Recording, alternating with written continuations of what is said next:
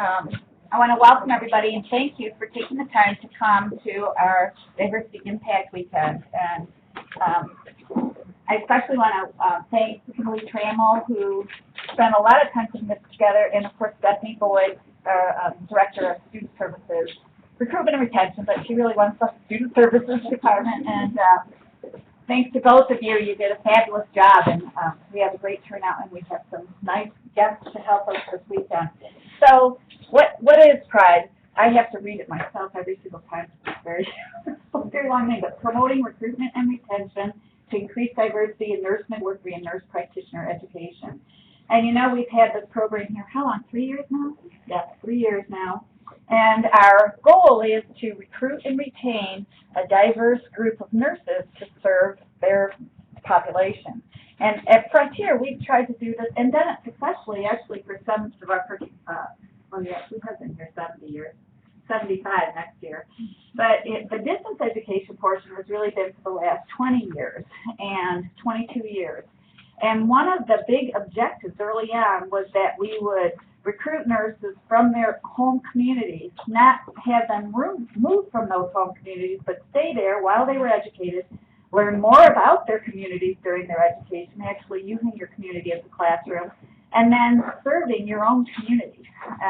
And that takes a step up when you're thinking about diversity. So, you know, having, you know yourself, I know I come from a small rural community, and when I went into practice there, they said, oh, you're a Valley girl, and you're taking care of us, you know, because I can speak everybody's language. So anyway, that's kind of the goal, and we're doing it. We're very excited. There's been some very great results so far. We've increased our minority student population from 9% to 14%. Our goal was 15%, but when we did that, then we decided, well, we'll make it 20%, because if we can do 14% in 3 years, we can do 20%. And across the United States, the recent data shows that about 26% of graduate nursing students are minority status. So we can surely do 20%. So we're very proud of our students and our graduates and the work that you're doing. And of course, one of the efforts is to recruit and retain. But this meeting, this Diversity Impact meeting, this is the third one we've had. It's one of the most fun events that I attend by far every year. Thank you, you guys. Because it's always so interesting. So that said, I know there's a few people that were not here last night when you were doing your Get to Know You session. And I would like them to, well, first I'm going to introduce our two speakers, but first I want to have our faculty members who were not here last night to just stand up and say your name, and, you know, so that people know who you are. Because we're going to have a lot of discussions today. So when people are speaking, I know you're going to want to know who's who. So. Hello, everyone. Welcome. My name is Heather Clark, and I teach in one of the role courses and the women's health course. Oh, good morning. I'm Diane John, SMU faculty, fairly new to SMU. I started July of last year, and I teach NP 615, the Advanced Diagnostics and Urgent Care course. So welcome. Were you here last time? No, we weren't allowed to be here. We took that hard. I'm Tanya Nicholson. I'm the program director of Midwifery and Women's Health, and I'm so excited to be here. Troy Baker, I'm a supervisor for health nurse and health promotion. They met her last night, I think. Yeah. Okay. I'm Kelly Aldridge. I'm the Chief Operations Officer at the school. I've been here for 14 years. I'm very happy to be here. And I'm Brandon Fields on the IT staff. I've been here for several years on our IT staff, supporting us and helping us out. And today you're probably going to be taking lots of pictures and videos too, right? Elliot Fields. All right. We'll make that clear. Thank you. everybody. So first I want to introduce Mona Newsom-Wicks. And Mona is going to be speaking later on this afternoon. But I first met Mona when she was my faculty member at UT Memphis in my doctoral program. And she taught me a lot about diversity and cultural competence and all kinds of things. And so I wanted to get her here for a long time, so I'm so happy that you're here today. But you'll learn more about Mona later on, and I'm sure she'll be sharing her wisdom with you throughout the day. And also Maria Valentin-Welch, who's going to be our first speaker this morning. And Maria is a public health nurse and a midwife and state maternal health consultant for North Carolina. And I've also met Maria on and off over the years, but she's the chair of the Midwives of Color Committee for the ACNM and has done a tremendous amount of work with that committee that's been very positive for the ACNM, for midwifery in general, for the United States. And so with that said, Maria, I'm going to go ahead and introduce you and let you get started. And I get to sit back and relax.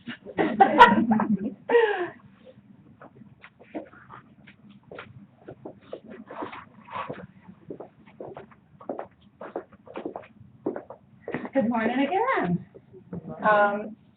So as Dr. Stone said, Maria Valentin-Welch received her MPH with a specialty in midwifery from Boston University School of Public Health. She is presently the state maternal health consultant for the North Carolina Department of Health and Human Services. She has over 30 years of public health, clinical, and didactic teaching experience. Maria has worked as a certified nurse midwife, teaching residents at Duke University, as a clinical faculty instructor. In addition, she was a clinical assistant professor at Boston University, where she taught nurse midwives and student nurse practitioners. Presently, within the American College of Nurse Midwives, Maria chairs the Midwives of Color Committee and is a friend of MOC, which is the Midwives of Color Committee, and the Ethnic Diversity Caucus. She's been a busy woman. During her tenure as the chair of MOC, she has accomplished many things. Restructuring of MOC to be in compliance with the ACNM bylaws, structuring a new caucus, published a historic document about the origin of MOC. She created a mentoring program for students of color, which has been very successful. She archived the subcommittee on and the mentoring subcommittee, and also the health disparities subcommittee. Maria believes midwifery is public health, and that midwives can provide care not only in clinical settings, but also in public health settings at the local, state, and national levels. She also believes that education is one of the keys out of poverty and that everyone is born with leadership potential. It's my pleasure to introduce to you Maria Valentin-Welch.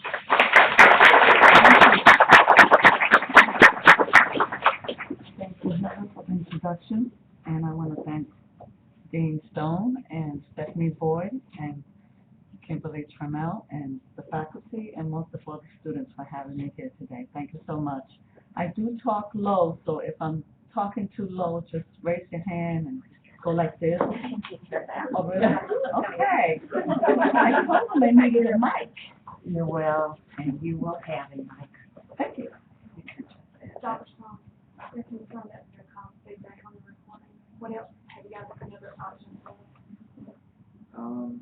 This is it. I'm not going to talk any louder. I'll probably talk lower.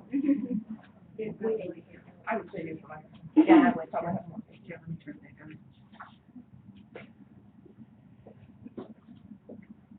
This is the. yeah. You can hang around here after. So cheap. And that's up my head. Oh. Can you hear me still? Yeah. So what I hope to accomplish today is to talk about a little bit about leadership and how you can take the leadership skills that you already have or that you think you don't have and implement it further, especially while you graduate and get out into the world. But I'm not going to really give you a lecture about leadership. I decided to do this a little differently, and then you can read up about leadership. And what I'm going to do is I'm going to basically talk about 8 midwives that, for me, midwives of color that have been great leaders, and I want to introduce them to you. And then I want to get sort of like personal and talk about my own personal experience, life experiences throughout my life that have shaped me into the person I am and the leader that people see me. Because personally, I don't see myself as a leader, but others will see you as leaders, even when you don't see yourself as a leader. So I want to define leadership. A leader is basically, and this is where I get to show my age because I have to put my glasses on. But a leader is basically defined in the New World Dictionary as a personal thing that leads, directs, commanding, or guiding head of a group or an activity. And basically, we should have good leadership traits. Basically, be respectful, honest, accountable, fearless, supportive, be a guiding person, or goal-oriented, a spokesperson. But like I said, I'm not here to give you the lecture about leadership. What I hope to accomplish is talk about people that I feel are midwives of color that are leaders. And I want to start by giving the proper props to the granny midwives, because so many times they're left out of lectures and everything, and they did so much for our country and so much for people of color and of diversity, and they need to be included in our history in the United States. So I'm going to talk about 2 granny midwives. The first one is Ami Lee Logan. She was an Alabama granny midwife who practiced for 40 years, and she gave a lot of care to people that nobody else wanted, people that, because of segregation, couldn't go into the hospital. She had to do home births. And she basically, what I like about Ami Lee Logan, and she was actually known as the last granny midwife to practice legally, she practiced not only for 40 years, but what she had was the spirit of midwifery. What I call is that spirituality, that connection with a spiritual being. And her spirituality came from the Christian faith. And she said that 75% of what she learned was from God. That's what she used to tell people. And so she had a strong faith and God-led person and served many. And she wanted to leave her story, but she wasn't a good writer. So she basically allowed her oral story to be told to Catherine Clark, who actually published this book called An Alabama Midwife Story. And when you graduate, basically, I highly recommend that you buy it and read it. The next person, the next granny midwife, is Margaret Charles Smith. Now, Margaret is very special because not only did she, and both of these midwives basically started in traditional and went through the permanent practice and training, took the training and worked with public health nurses and doctors in doing home birth. So they were both legal. They had their training. They practiced for many years. And then due to the shift in the medical field, they were pretty much, their permit was removed and they were outlawed to train entities to give home birth or their care. But Margaret Smith, she's an Alabama granny midwife who delivered more than 3,000 babies, never lost a mother, and hardly ever lost a baby. She obtained her permit in 1949 to practice in Greene County, Alabama. And she, again, due to segregation, she basically took care of the people that nobody wanted, the African American population. She's an example of struggles. I admire her because she lost her own mother 3 weeks after her own birth. And her grandmother, who was a daughter of a former slave, raised her and 13 other children, mostly their grandchildren and other people's children. So she plowed in the fields. She worked in, nanny and all kind of jobs. She really struggled in life, but like I said, obtained her permit in 1949, and received most of the time, like most midwives back in those days, no no money for doing the care that they gave, basically, but received awards through produce products. And again, in 1976, along with 150 other Black traditional midwives, she was banned from being able to practice. She lived to the ripe age of 98. But what was interesting about Margaret Smith is she wanted to tell her story, and she thought her story was important enough, and she helped write her story, and she co-authored the book Listen to Me Good, the story of an Alabama midwife with Linda Janet Holmes, who's an African-American historian. And society did not forget the granny midwives. The Black society especially did not forget them. So in 1983, she was the first African-American to receive the keys to Utah, Alabama. Sorry, that's her. And in 1996, she co-authored the book Listen to Me Good. In 1997, she was keynote speaker for New Orleans World Health Initiative. In 2003, she was honored by the Congressional Black Caucus in Washington, D.C. And in 2004, she received the recipient of the Lifetime Achievement Award at the International Center for Traditional Childbearing Black Midwives and Healers Conference. And in 2000, she was inducted into the Alabama Women's Hall of Fame. So her people did not forget her, her community did not forget her, and Alabama did not forget her. And what I did basically is I wrote all these little, and you're gonna have a handout so you can have it on these midwives. So moving on in times, public health came and nurse midwifery came to America, and you know the story. And so we have this first, Maud Callan is the first public health nurse and nurse midwife who of diverse descent that made it in the media. Maud Callan graduated in 1923 from the Tuskegee Institute in Alabama, where she graduated with 9 other nurse midwives. Soon after graduation, she moved to Pineville, South Carolina, where she served for 60 years, a 400-mile radius. Again, sort of like Mary Brackenbridge, going to the trenches to get there. And she, because she was a public health nurse and a nurse midwife, she cared not only for women and children, but also for TB, for men, children, adolescents. She was known to many people as the doctor, the healer, the nutritionist, the psychologist. But when she became famous, it was through Eugene Smith. He was a famous photographer back in the days in 1950s, and he heard about her, so he went to where she was at in South Carolina. He hanged out with her for 2 weeks, and he basically went back and did in Life magazine, in the middle of Life magazine, a 12-page report of all kind of photography about Maud Callan giving care to the underserved population in the trenches.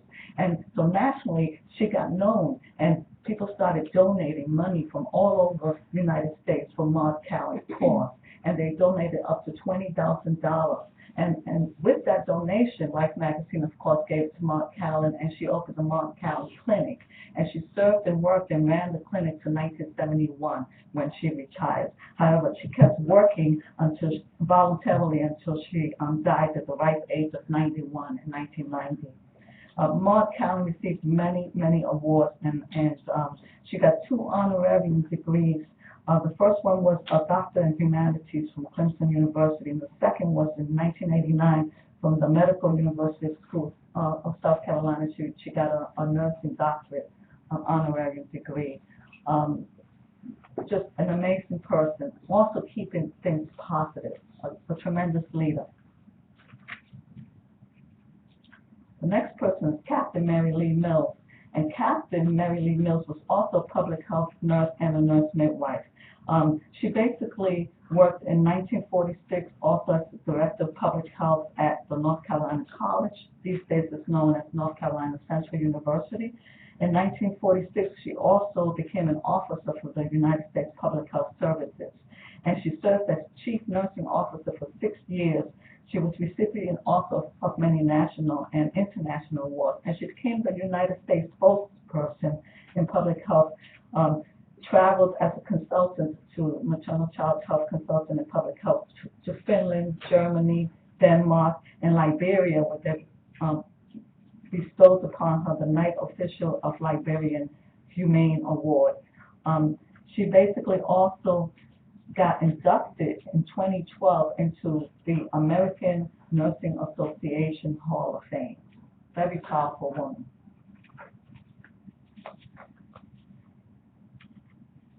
So here's Maria Valentin-Welch, a very young Maria Valentin-Welch.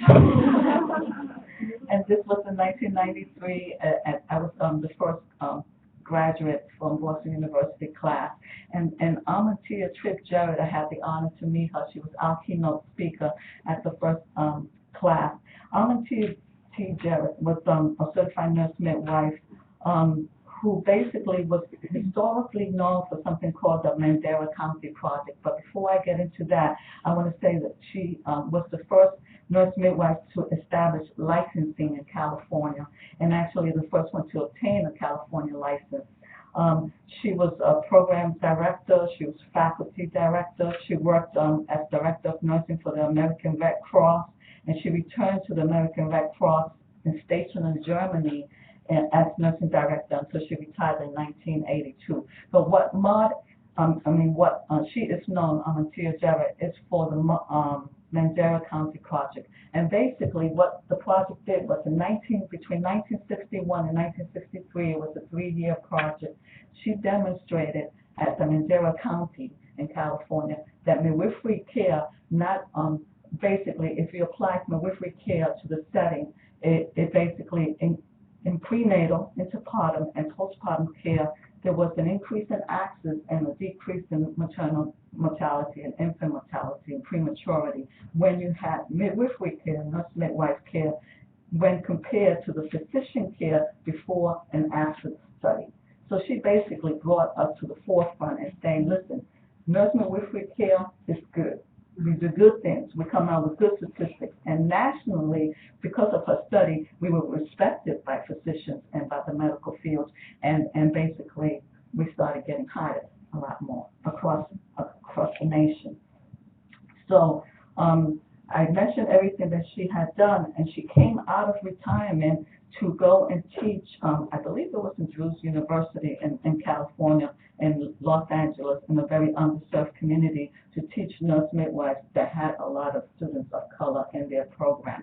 And what she became was the first African American to receive the Hetty Hanchmeyer Award, which is basically the most highest prestigious award that you can get at ACNM. You basically got to walk on water.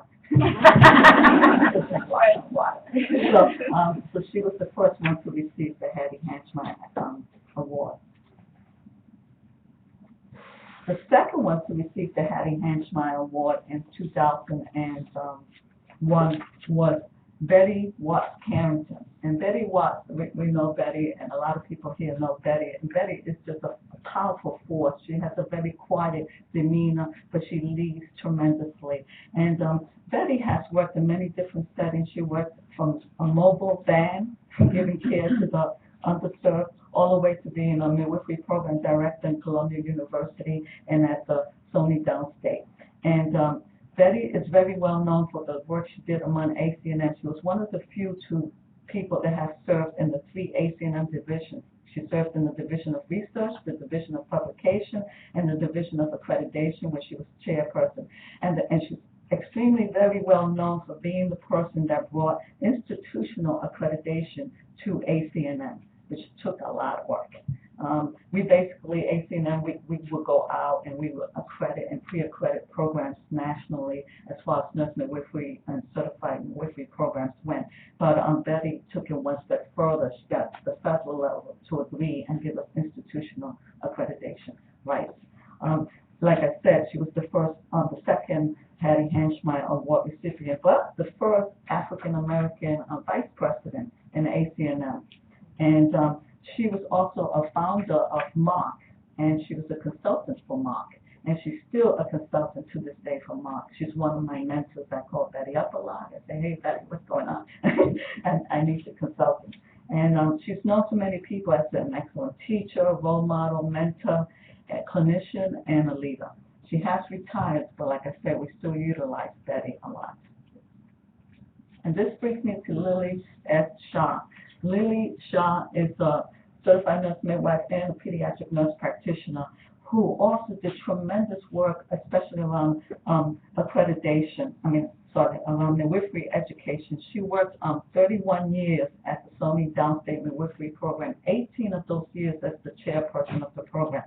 She brought millions and millions of grant money to the CNM education, and that gave us affordable education for more than 100 nurse midwives of diverse backgrounds across the United States. She was also the first person that created and implemented the direct entry program, certified midwifery program, through ACNM Division of Accreditation. She served for the board of the Educational Journal Review for 40 years, and she served 10 years at the Board of Review. That's the group that goes and reviews the programs and gives them accreditation. She was a mentor to many, many educators and clinical midwifery directors. She too has a very quiet demeanor, and she'll never want any credit. But she was, I believe, the first Asian person to receive the Hetty Hanschmeyer Award in 2005. And the last person that I'm going to mention is like me. Her name is Miriam Castrada Castaneda, and she's a native Puerto Rican, like me, with a master's in public health.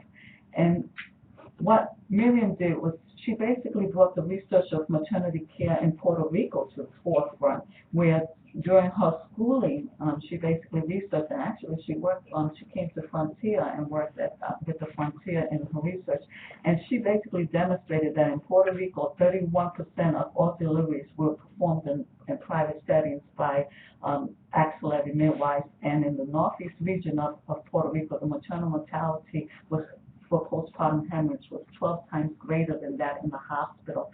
She also surveyed 27 health centers that showed that 65 of the deliveries were being managed at home with untrained personnel in Puerto Rico. So she got on a mission to open a certified nurse midwifery program in Puerto Rico, and she was the first one to do that in 1959. She founded the program in University Hospital, where she graduated 341 CNMs. For Puerto Rico, and it was an excellent program, very well known, but it only had $60,000 budget, so it closed.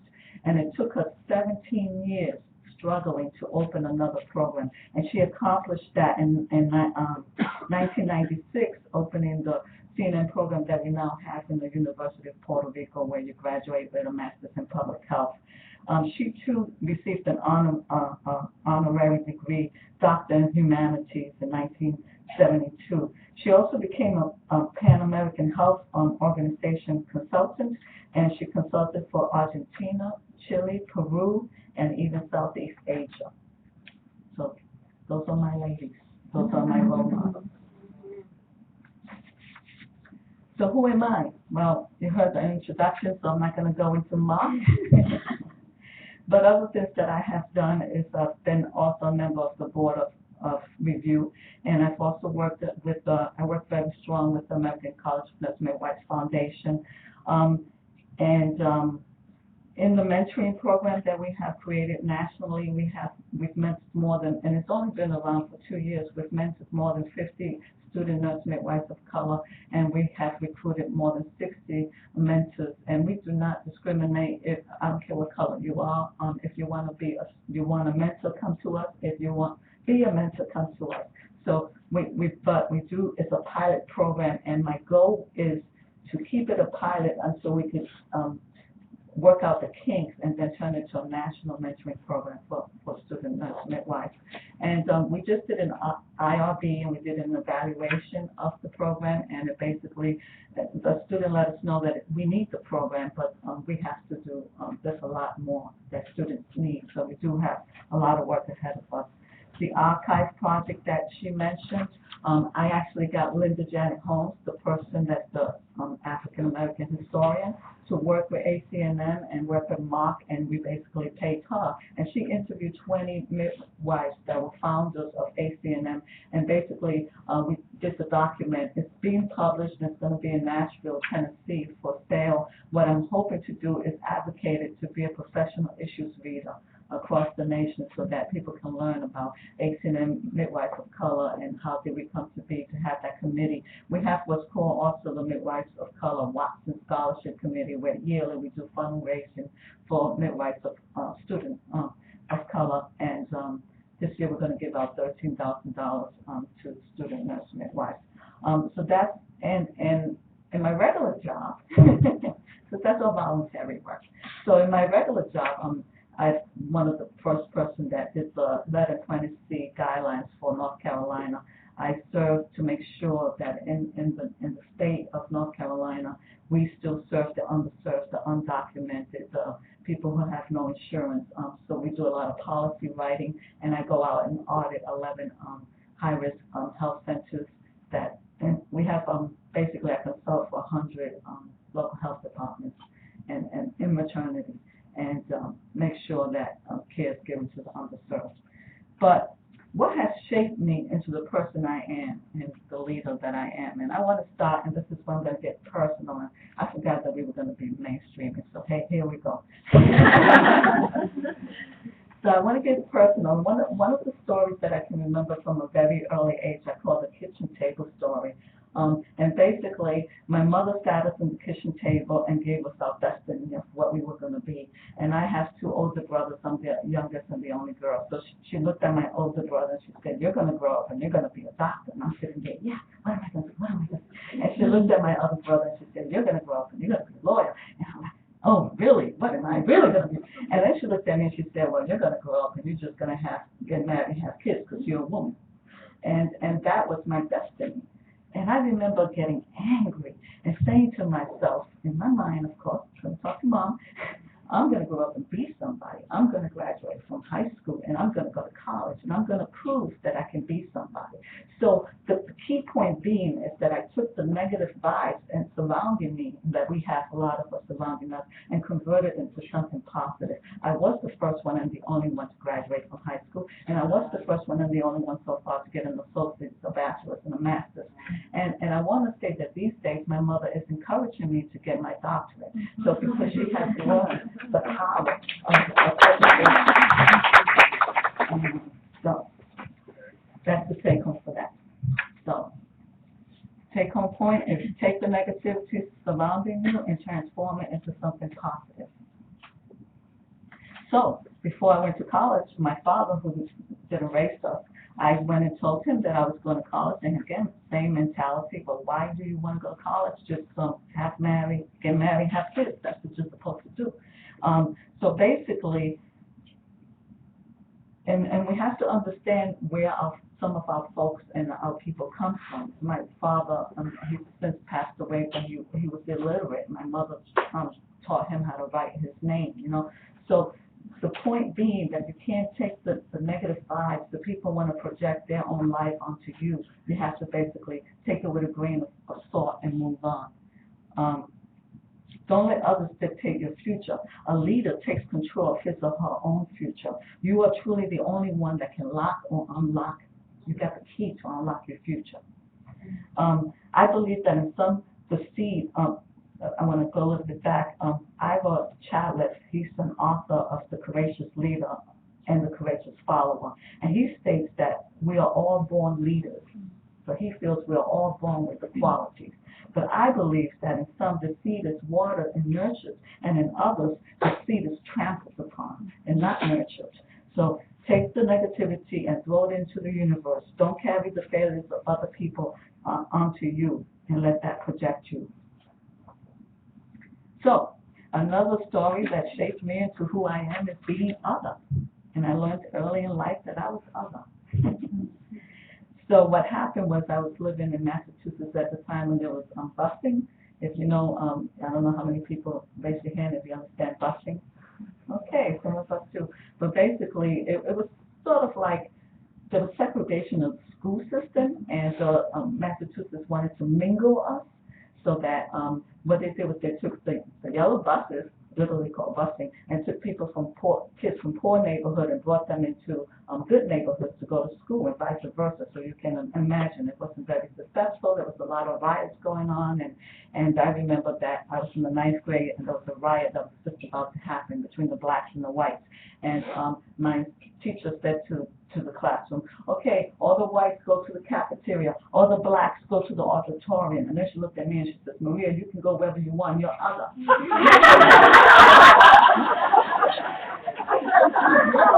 Wow. We laugh now, but I want to tell you that impacted me tremendously. I sat there, remembering the kitchen table story. I'm like, other?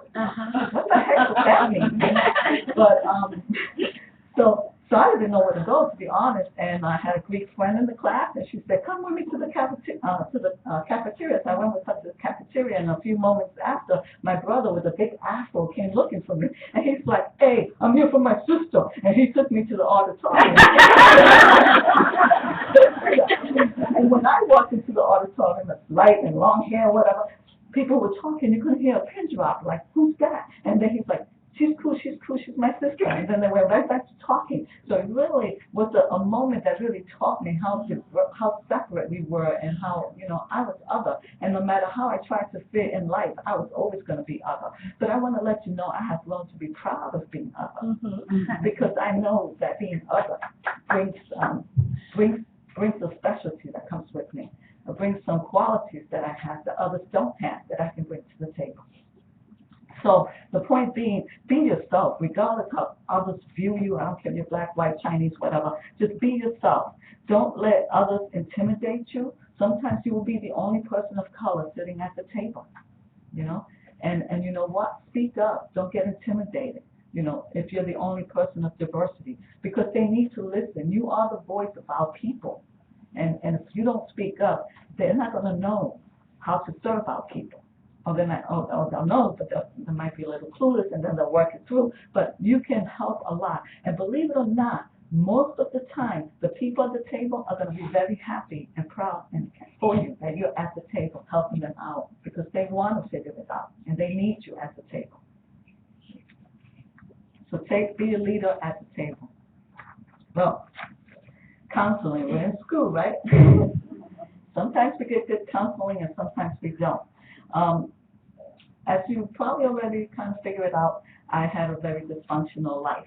So no surprise, I was living alone by the age of 14, got married at the age of 16, got pregnant. Shortly after that, went to the 11th grade pregnant, and graduated from high school with a 1-year-old running around the hallways.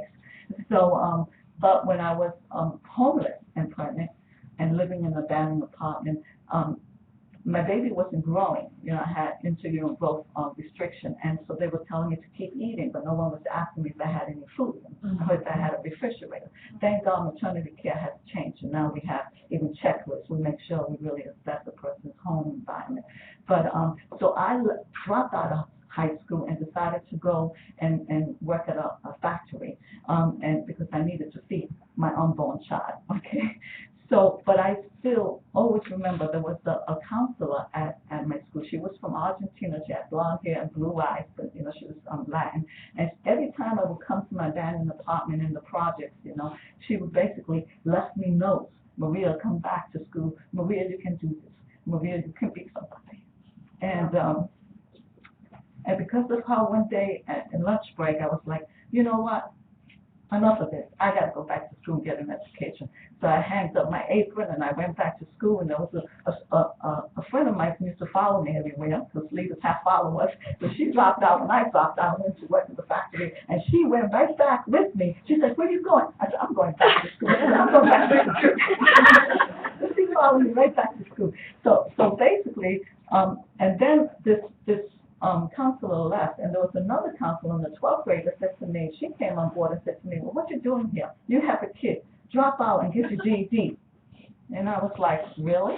After everything I went through? I don't think so. Okay? So I didn't listen to that advice. And the moral of the story is, don't listen to poor advice. If it doesn't feel good in your spirit, it's not good advice for you. It has to feel good in your spirit. Okay? that same counselor, when I was getting my bachelor's degree, she wound up being a counselor in college, and she saw me, and she's like, had apologized to me. She said, I'm so sorry, Maria, I really gave you bad advice when you was in high school. I'm so glad you didn't listen to me. So, move on.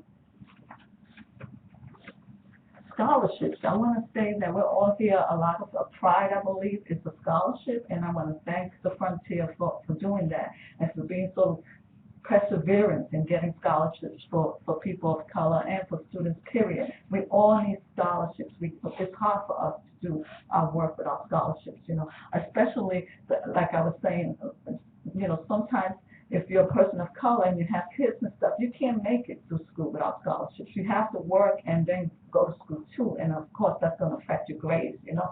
So I basically, the passion that I found in life, and I'm going to talk about passion from kind of moving forward, I decided that I wanted to work with homeless pregnant women. And I didn't talk about that part of my history, but I have worked a lot with homeless pregnant women. I started programs for homeless pregnant women in Massachusetts as a midwife. I went to school. That was my calling, was to go and work with the homeless population. So when I was working with the homeless, Boston Healthcare for the homeless as a public health nurse, I felt like limited because I couldn't give them anything but education and check their blood pressure. And somebody told me, hey, Boston University is starting a program for midwives. And I'm like, really? Full scholarship, sign me in. So I went to Boston University, and that's how I got into the first class of Boston University. But I couldn't make it without that scholarship, okay? And so what I want to say is during Boston University time, I applied for another scholarship, and I was very hesitant because I didn't think I was going to get it. And it wasn't much money. It was just like $4,000. And I got it because you know what? You might not see the worth in you, but leaders, as a leader, others will see the worth in you, and they're going to pay for you to become the leader that they know you are, and they're going to pay for you to succeed. So apply, apply, apply. That's the take-home point.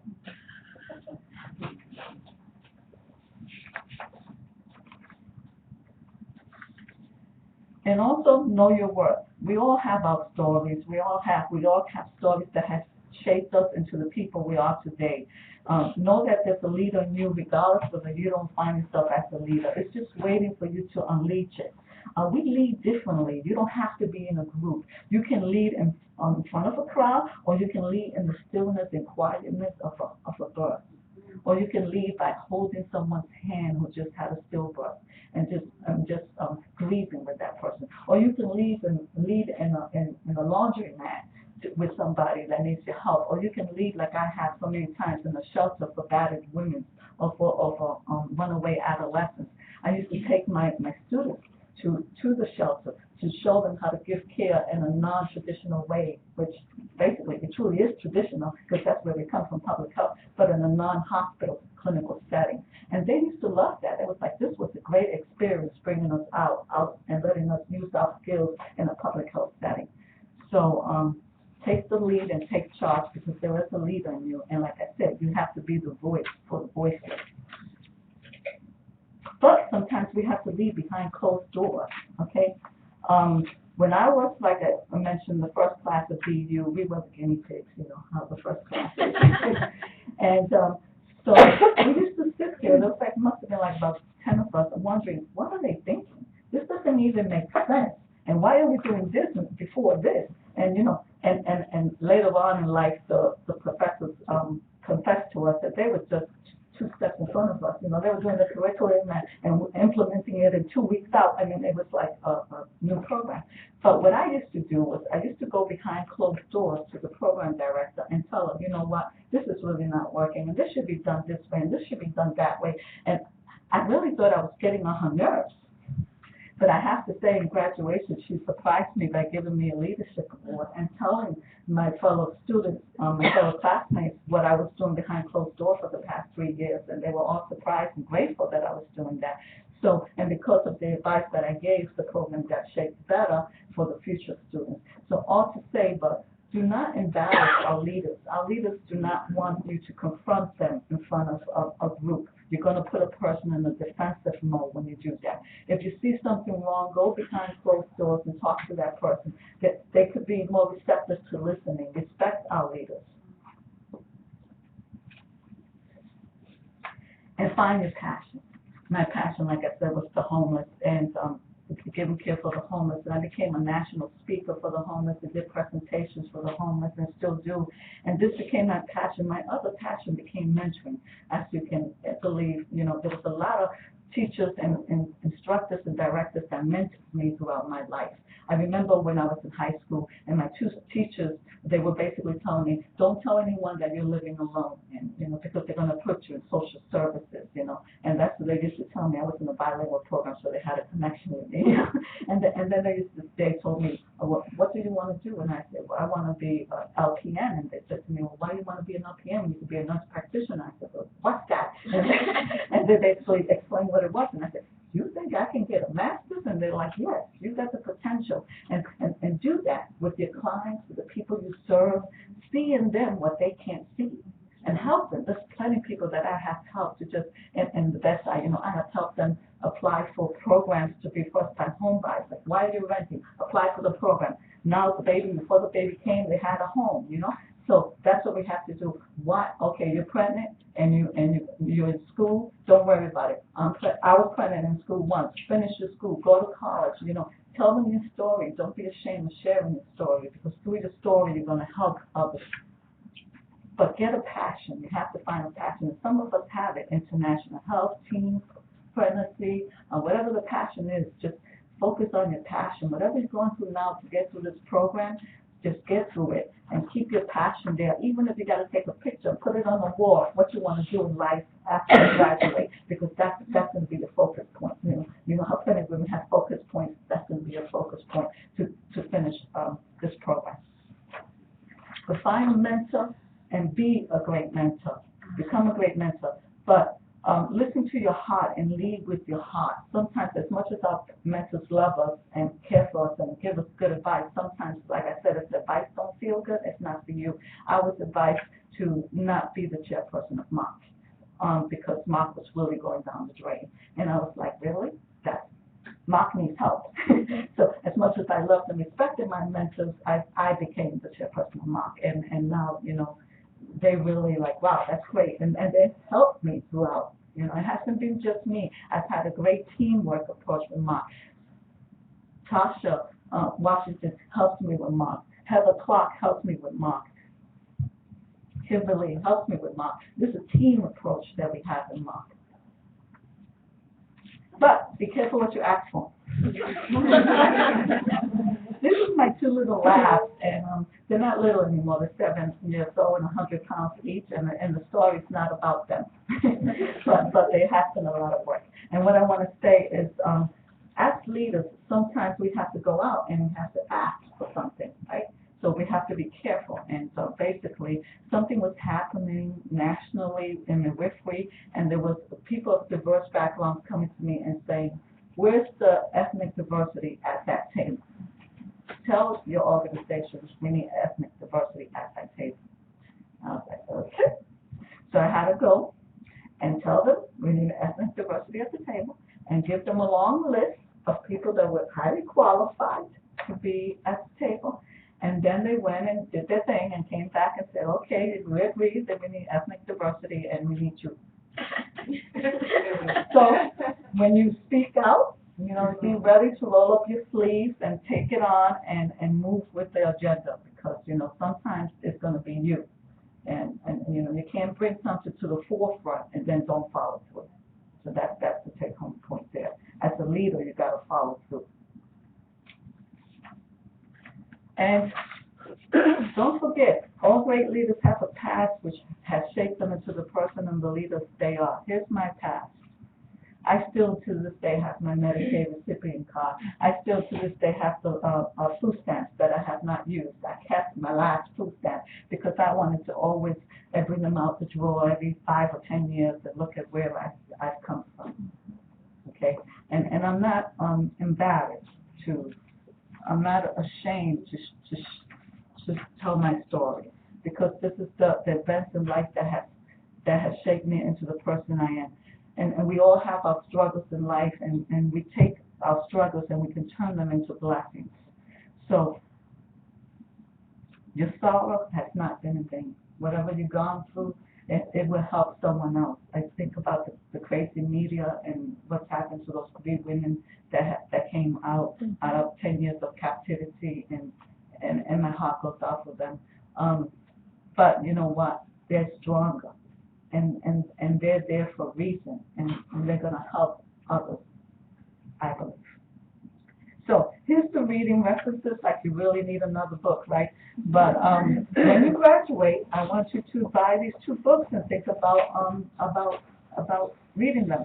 The Courageous Follower, like I said, was from Ivor Chalice, and Ivor Chalice, he basically stated that he wrote this book because when he was a child, he's Jewish, and he saw what happened to his people through the Holocaust in Germany. He was so amazed at how the whole country can follow one leader, and so the power of leading. But he's saying, be a courageous follower, and he's teaching you in this book how to be a courageous follower, which is basically if you have a bad leader or you have something negative that's going on, how can you approach that leader? How can you help your good leaders become better leaders? Because we are all, no matter what we call ourselves, we're all followers. We all have someone to report to. Even Jesus said, I am a man under authority. I am a woman under authority. She's a woman under authority. Regardless of what our position is, we have to report to someone. So we're truly followers too. We never stop being followers. And the second book that I want to talk about is it's done by Juana Borda. She's the president of Mestasta Leadership International and a trustee of the International Leadership Association. And this is a book that talks about the rich leadership cultures that people of color have and what we bring to the tables primarily as Latinos, African American, and Native American cultures. Those are the 3 that she focuses on, but she's talking about all cultures. She's talking about our roots and how our history of oppression and everything has made us stronger people. And we, because of where we come from, we have learned to live with La Familia, the family. That's focusing in the family is very strong for the Latins, or the village, or the tribe, and that we have a leadership style of team building, and that we are not like hierarchy kind of leaders. We like to lead as a group, and we don't, so we're not competitive and we're not individual, but a lot of us, because of our background and our culture, we lead with a group approach. So therefore, we as people of color have a lot to bring to the table, to the system that we have in place, because of where we've come from. And then she goes on to explain 9 principles of leadership for people of color that I'm not going to get into because they're pretty lazy, but they're excellent. And this quote is from Beverly Malone. She's the CEO of the National League Nursing. And she basically said that without diversity at the table, there is no excellence. Put that on your pipe and smoke it. I cracked up when I heard that. It was a streamline at a HRSA nursing conference, 3D, Workforce Diversity and Health Disparity and Social Determinant Health Summit in August 2012. And Mark went to that. We were part in AC, and then we were part of that, and we went and we got to speak about increasing diversity in nurse midwifery. And she, because of seeing her there, we also promoted for her to become a primary speaker, so she'll be in Nashville, a primary speaker at our convention. But it's true, we need to be ready as leaders to be at the table. Our people need us. Like I said, we are their voices. We need to be there to represent. Don't be ashamed to tell your story. By sharing my story, I encourage others, and hopefully I encourage them to take their leadership potential and move it on and become advocates for others. So, birthing the leader in you. First, we got to believe in yourself. If no one else has believed in you, you have to start believing in yourself. If someone else is believing in you, but you're not believing in yourself, stop believing in yourself. There's something that they see in you. Don't believe the hype. So take the negativity, the people. Like I said, you might be the first generation going to college, or you might be the first one trying to get in, be a nurse practitioner or nurse midwife. Others might doubt you and that you can not make it, but don't believe the hype. Find your passion. It's very important to find that subject that motivates you and focus on that. Locate excellent mentors. I don't care if they're polka dot, yellow, blue. It doesn't matter. If they see potential in you, listen to them and work with them. If they tell you this is where you're lacking, don't take it as a negative, but take it as something where they're trying to help you build your skills because they want you to succeed. And listen to them. Be the voice for the voiceless. I was the voice for many homeless pregnant women, also for many underserved population. I'm still the voice for many people. Now I'm the voice for student nurse midwives. I'm the voice for my colleagues. You know, don't be afraid to be the voice. Don't be afraid to use your voice. Practice the spirit of tactfulness. Know how to use your voice and when to use your voice. Get involved. And it doesn't have to be in group setting or in college setting. Get involved at the clinical setting. Get involved in postpartum at birth, you know. Don't just go through the motion. And work that dream. And I want to stop there and say and read a little poem called A Dream Deferred by Langston Hughes. Some people are smiling, I guess they know the poem. What happens to a dream deferred? Does it dry up like a raisin in the sun, or fester like a sore and then run? Does it stink like rotten meat, or crust and sugar over like a syrupy sweet? Maybe it just sags like a heavy load, or does it explode? So my words to you today is let your dream explode. You are halfway through your dream. Stay focused. Get study, get help, and do what you came here to do, accomplish. It's a better life for you and for your children, if you have children, and for your family, and for the people you serve. And most of all, I have to finish at a Christian base. Jeremiah 29:11. For I know the plans I have for you, declares the Lord, plans to prosper you and not to harm you, plans to give you hope in the future. God has you here for such a time like this. Thank you.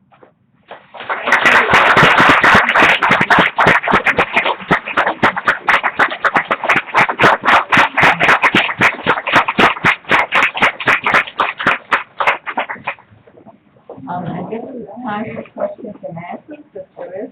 We have questions. Do we need a break? Question. Okay. Any questions? Very moving, thank you very much. Thank you. I was like, okay, maybe I did the wrong presentation. With the streaming, but, you know. What makes you make the first one in Boston? Oh, good question. So, and what's gonna make me move out, right? I was working at Boston University, like I said, I went back and taught at Boston University, the nursing midwifery program for the last 2 years before the program closed. So when the program closed, I needed a job, and Duke University hired me to teach at the residence. So I went there and I taught the residents, the family OBGYN emergency residence physicians. It was a very good experience. But I had gone to North Carolina with some health issues, and then they just got worse. I had feet problems, and that's how I wound up at the state level. After a year of trying to get help, they wanted to cut into my heels and take a year each foot to recover, and I might have not walked. And I said, okay, that's fine. I will go back to public health. So that's how I wound up in North Carolina at the state level. But I consider myself a midwife. I still do midwifery at a different level. You know, I do it through policy making and through changing at a national level and at a state level.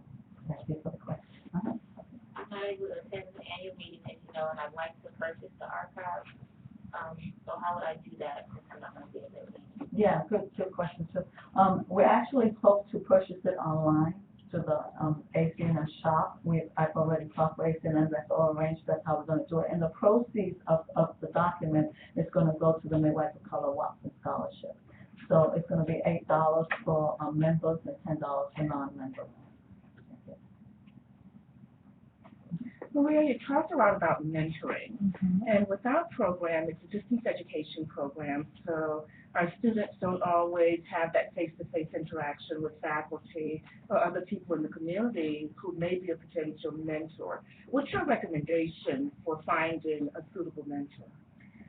Well, I'm going to tell you a little bit before I answer that. The evaluation that we got, the feedback from our students was very interesting. It was a little bit heartbreaking for me because I put so much work into it, but you know, you have to take the criticism positively, and that's what the students need. And it was interesting because they not only did they wanted mentors locally, and we don't have enough people, midwives of color, to give our students local mentors. But what I found out was that, and sometimes they matched, and they had great relationships, and sometimes it didn't match. I mean, it wasn't a good match, you know, the dynamics between the two people. So my advice would be that if a student can have more than one mentor, that would be great. I also feel that students in distance learning especially are very isolated. So if we can have, like the way I can envision the things I would like to do was, if I was to stay, and I was up to have up to carry it through, is if we can have like support, like quarterly meetings between our students so that they can have their individual mentors, but they can also have, like, know that they can go to a meeting through Skyping and connect. And this is national students of color talking to each other, you know, okay, you're in California, I'm in Frontiers, or what's going on, you know, so that kind of thing will help them a lot. But I also feel that they also need, a lot of our students, we not only offer mentoring, but we also offer tutoring. So you as a mentor might decide you want to be a tutor and a mentor. You might decide you only want to get emotional support, but she's the student that wants tutoring and mentoring, so I'm going to connect them, and she don't mind, she only wants emotional support, so I'll connect them. It's that kind of thing.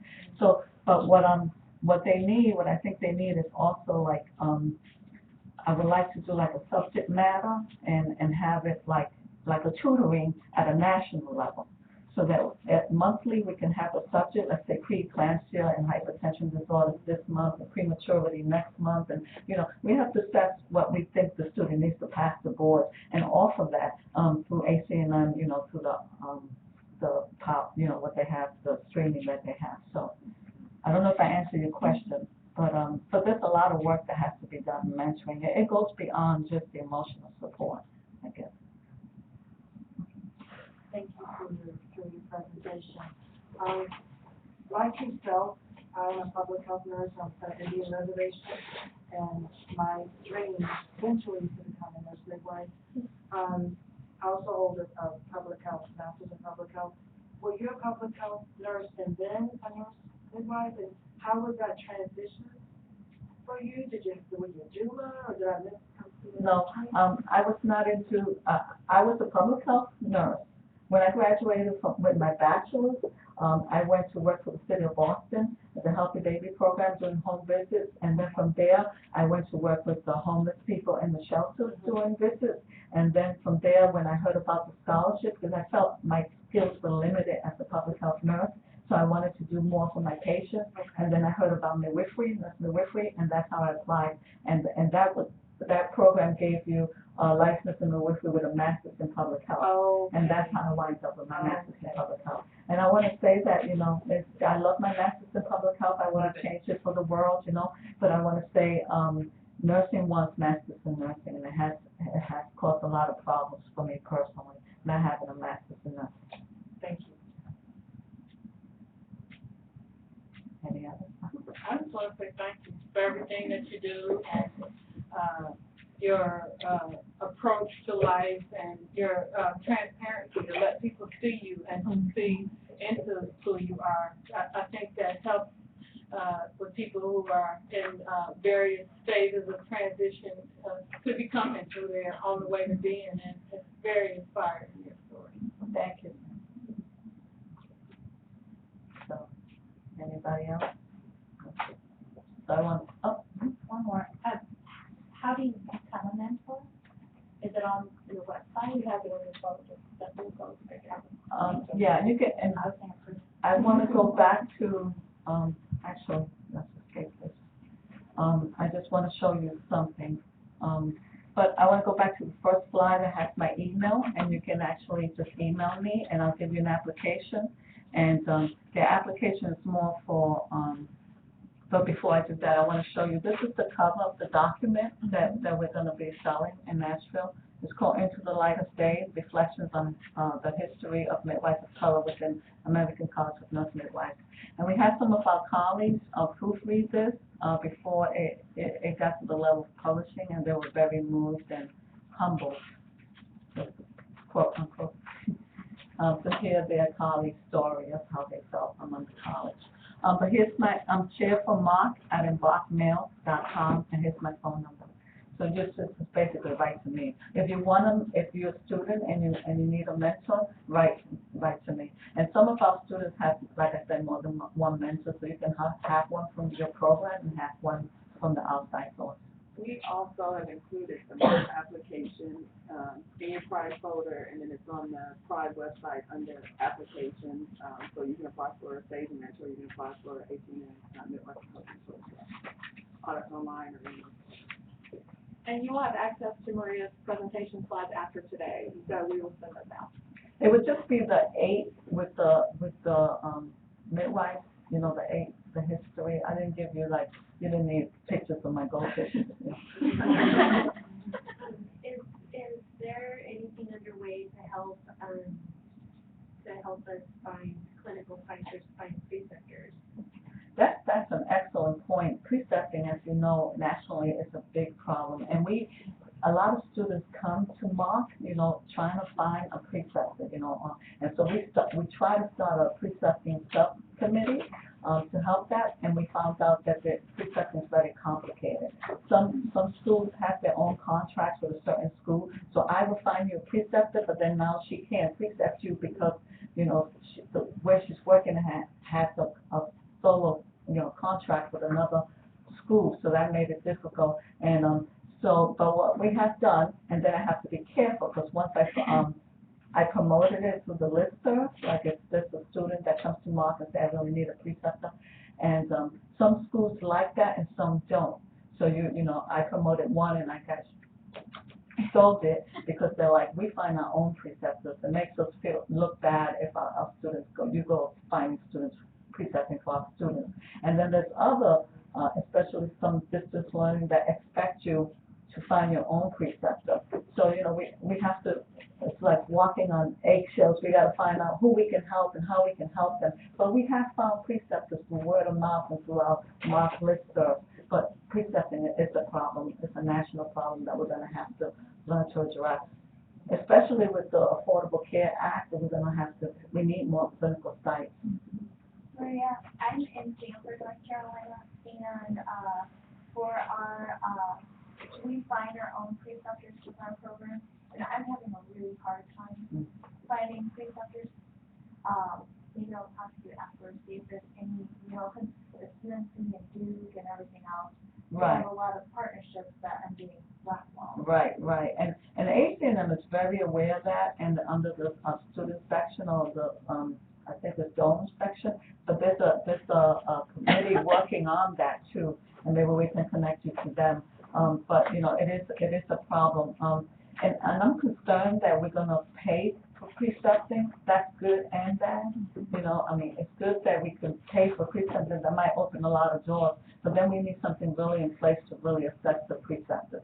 Because why are they doing it? I was precepting all the time when I was in clinical practice because I love teaching and I love mentoring, and you know, I have to be at the clinical, and you know, it was great, and I loved my students. But you know, it takes a special person to be a good preceptor. Yeah, a precept is a huge problem, and Maria said ACNM is looking at it, and you know, the issue of pay is, in the recent survey that was done, across the board, it's not the primary reason why midwives precept, and sometimes the reason why they can't take you as a student is institutional. You know, they're not allowed to, or they have to give preference to medical students. In the student issue section, the section that I co-chair, they're you know, they bring it up every year in the annual report, and they will be addressing it this year, and they're doing they're currently doing research in that area and hope to present some suggestions and some options. So it is huge, and it's very complicated, and we keep chipping away at it. Yeah. Tori, I think. I'll just add to what everyone else is saying about accepting. It's the bottleneck. It is. Often that stops us from accepting qualified students is often precepting. Not so much here at Frontier, but it's still a problem here because you all have time your own time. It's our bottleneck. And Maria was saying, with the Affordable Care Act, we need more and more primary care providers because people are now going to be insured that weren't before, and they need us. So this is our growing pain.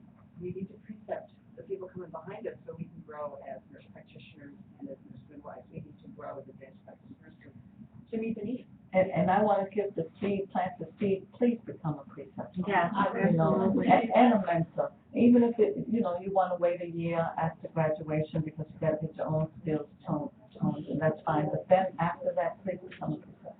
I think the girl in the blue. Well, and we were talking last night, even in Alabama, because I started looking for a preceptor for a family nurse practitioner in Alabama. It's with both midwifery and family nurse practitioners is a big problem. And another thing you were saying about finding the right preceptor. My first experience with my first preceptor was horrible. So you want to make sure that you meet your preceptor, you have connection before that first day clinical. Yeah, I have a very interesting story about precepting. I mean, I had a preceptor who I actually was a public health nurse and nurse midwife, and she didn't want me to go to nurse midwifery school, so we knew each other. And then she became my preceptor, and no matter what I did, I couldn't please her. She was just, you know, one of those. But she was an excellent preceptor. So one day I told her about herself. I said, you know. Yeah, no, not tactful at all. I said, you know what, you're just like my mother. No matter what I do, I can never satisfy you. And you know what? She called my program and told my program to, you know, what I had said and to get me another preceptor. And my, you know, my director called me in and basically said, you know, she said this. I said, yes, I did say that. She said, to get you another preceptor. I said, no, you tell her I want her. And I went right back to her, and we worked it out, and you know, we respected each other, and she learned from that experience, and I learned from that experience, but she was excellent. I didn't want no other preceptor, so yeah, I can understand that. Be careful. See, because you know, her colleagues used to see how difficult she was. But I think because she wanted me to succeed so much that, you know, she had that strong personality. Maria has to understand this, you know, so sometimes they can get overzealous, but, you know, yeah, the colleagues would be like, you're doing great, you know, don't worry. And I'm like, well, according to her, I'm not doing great, you know. but we worked it out, but yeah. Orange? Yeah. I'm wondering if, I don't know, I haven't been to any of the national conventions or the annual meetings that all of the nurse practitioners and midwives have, but I'm wondering if the preceptor issue might not be a good thing to include about how important it is and how difficult, because I'm in Charleston, South Carolina, and I'm competing with MUSC's nurse practitioner program and the University of South Carolina. And our market is so flooded with people looking for students, and these preceptors feel allegiance or have contracts with the schools already. And I think they just, with the number that we're going to need to have nurse practitioners and nurse midwives in the coming years, I just wonder if it's brought to the attention when all these people attend these conventions. Oh, it's very much. And the business meeting, it always comes up, you know, I mean, they know that we have a problem. Right. And one of the things that I think might help, and that I always like to think out of the box, I think it will help if we can say, can we use your clinical site, and we'll bring the preceptor. So she'll be an extra person, so she's not putting the burden on the one that's actually giving the clinic, you know, but that she can use the space and help her that day with the student. Of course, you're not going to move as fast because you have a student, but that would probably help. I mean, we have to start thinking out of the box how we're going to address this, how we're going to sell that product, because we're not selling it. Yeah, this is the problem with liability insurance. Who's going to cover the liability? Right. Because last year at our convention, for example, there was a motion that perhaps retired midwives could go and do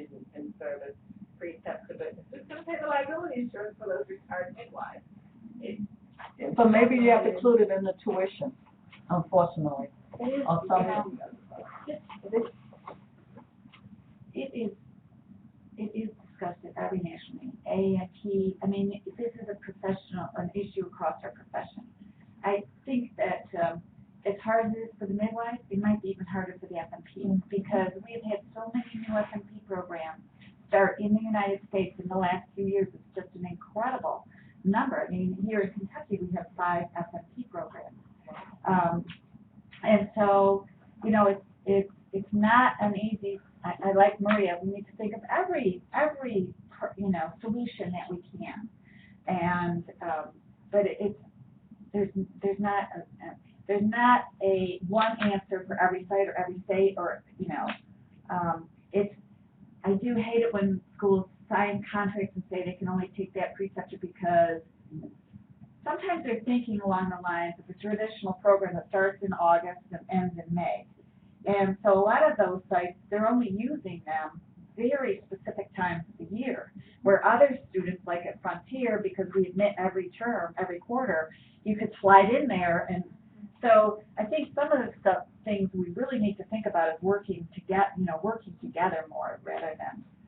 So, but honestly, we discuss it every single week. And I'm a member of DOME, the Directors of Midwifery Education, so I can only speak to it from that standpoint. But we just, in the last month, we're circulating 3 different documents where we're all putting our information in and trying to coordinate.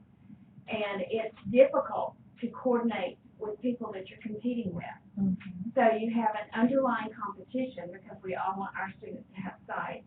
And at the same time, you have a greater goal of having more midwives. And you have an individual goal of making sure that you're set. It's a complicated, convoluted issue that we are really trying to work on, because from the educational perspective, we have our set of issues.